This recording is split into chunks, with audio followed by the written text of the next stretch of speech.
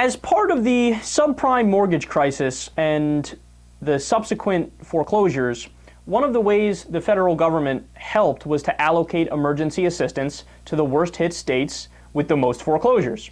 So there were 18 states in total that received money. Arizona actually had the second highest number of foreclosures of all the states. There were roughly 293,000 homes that were foreclosed on between 2010 and 2012 in Arizona, and it was estimated that the federal assistance would have stopped 12,000 total foreclosures. So those were the estimates. Like, okay, so the federal government's going to give Arizona X amount of help, and here's how it's going to mitigate the problem. 12,000 foreclosures are going to be saved. They're not going to go into foreclosure. So you want to take a guess how it actually played out and how many foreclosures were actually averted? Just 1,550. Now, the reason why that is because the money that the state of Arizona was given by the federal government, they only spent 6% of the $268 million total that they were given. 6%! So that means everybody else, they got their applications rejected. In fact, they denied 67% of the applicants looking for help. They got their applications rejected and they lost their houses. So the question is why? Why did the state of Arizona decide to fuck over their own constituents, the people that live in their state?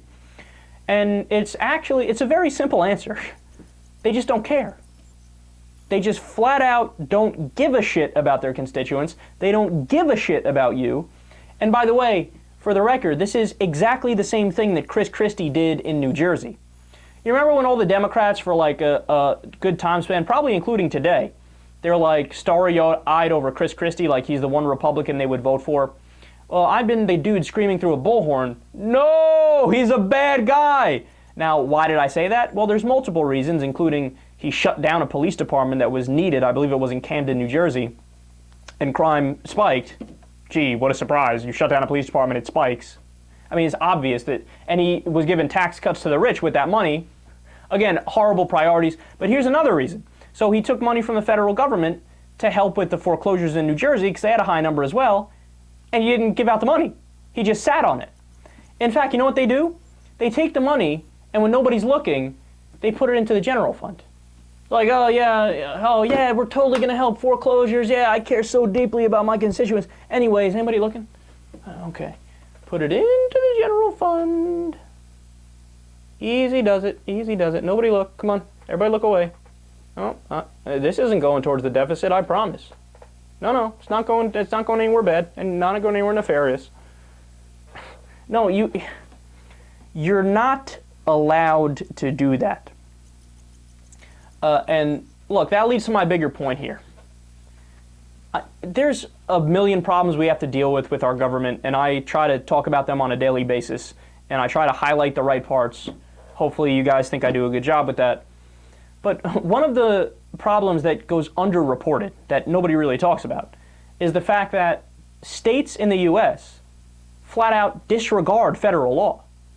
And there's this part of the Constitution called the Supremacy Clause, which says the federal government, their law overrides state law.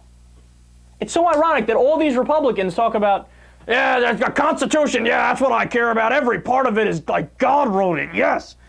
But then the Supremacy Clause are like, fuck it. Supremacy Clause, Supremacy Clause. We don't care about that at all. Yeah, but that's part of the Constitution. I thought you cared deeply about the Constitution. So to give you some specific examples, there were red states that passed laws that preemptively banned any federal gun laws that were supposed to come after Sandy Hook, but of course they didn't come because our Congress is so bought by the NRA.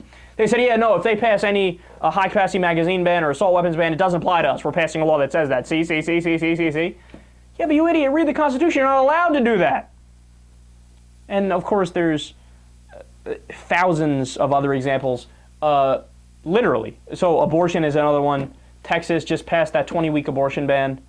Yeah, but you're not allowed to do that. According to Roe versus Wade and the subsequent Supreme Court cases, 24 weeks is where you constitutionally have to draw the line. If you could ban it after 24 and have some exceptions, but you can't do it at 20. But they did it anyway. They're like, fuck it, we'll do it anyway.